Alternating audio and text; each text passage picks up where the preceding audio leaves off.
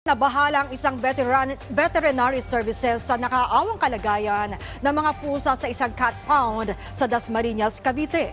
Posible namang maharap sa kaso ang lalaking pumatay sa golden retriever na si Kilwa. Yan ang ulat ni Gab Villegas. Viral sa social media ang isang cat pound sa Dasmariñas, Cavite.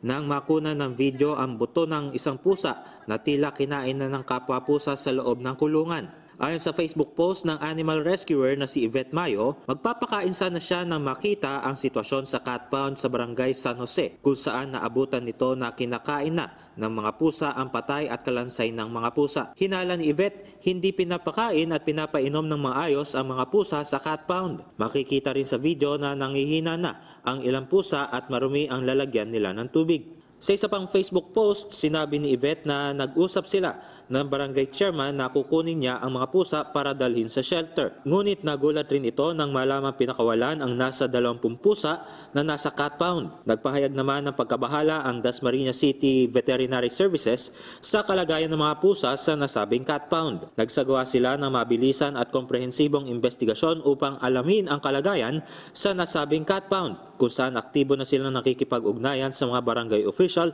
upang matiyak ang kagyat na pagpapatupad ng humane treatment at care protocol sa mga hayop at babaguhin ang mga impounding procedure upang hindi na maulit ang pangyayari. Nagsasagawa na rin sila ng mga paraan para mapabuti ang kalagayan ng mga nakakulong na hayop sa pamamagitan ng pag-segregate sa mga ito ayon sa kanilang kalusugan at behavior, pagkakaroon ng comprehensive health check at kinakailangang bakuna. Pansamantalang pinasususpinde rin ang lahat ng impounding operations sa barangay hanggang sa matiyak nito na sumusunod sa pinakamataas na animal welfare standards ang kanilang mga pasilidad at procedure. Posibleng maharap sa paglabag sa Animal Welfare Act ang mga opisyal ng barangay sa oras na mapatunayang may kapabayaan o pang-aabuso sa mga pusa. Samantala, umamin na si Anthony Solares, ang pumatay sa golden retriever na si Kilwa. Kwento niya, hinampas niya ng bato at kahoy upang pigilan ng aso na makapangagat ng ibang tao. Natagpo ang walang buhay ang aso sa loob ng isang sako sa Bato, Camarines Sur. Posibleng maharap si Solares sa kasong paglabag sa Animal Welfare Act. Nauna nang sinabi ng Philippine Animal Welfare Society o POS